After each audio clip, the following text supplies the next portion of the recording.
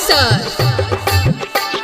चलू ये भौजी छठी माई के घाट, छठी माई के घाट, ये छठी माई के घाट। चलू ये भौजी छठी माई के घाट, छठी माई के घाट, ये छठी माई के घाट। डाला में सजा के चलू के लाए, दूर है सबटा झमेला। डाला में सजा के चलू के लाए, दूर है सबटा झमेला। चलू ये भौजी छठी माई के घाट, छठी माई के घाट, ये छठी माई के घाट। चलू ये भौजी छठी माई के घाट, छठी माई के घाट, ये छठी माई के घाट। डाला में सजा के चलू के लाए, दूर है सबटा झमेला। डाला में सजा के चलू के लाए, दूर है सबटा झमेला।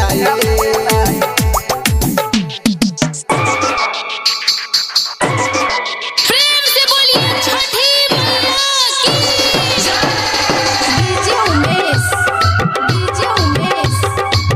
डाला में सजा के चलू के लाए, सुखीपुर बाजार, सुखीपुर बाजार। गरिमा recording studio Boisar.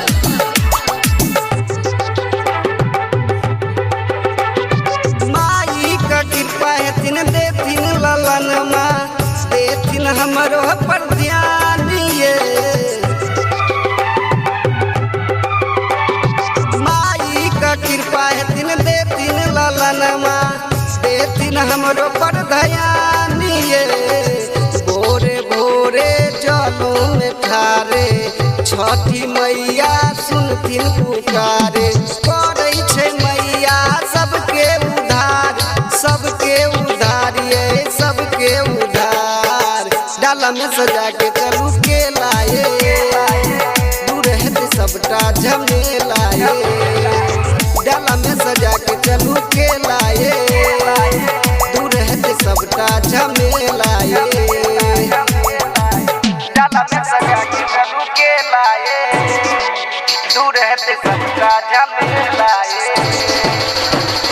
DJ Umesh, DJ Umesh, DJ Umesh. Sukhipur बाजार, सुखीपुर बाजार।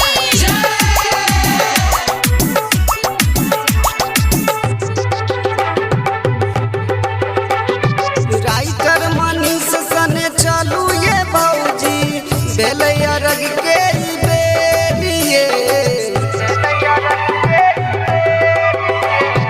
राइटर मनीष सने चलू ये भौजी, भेलै अरग के ई बेरिये।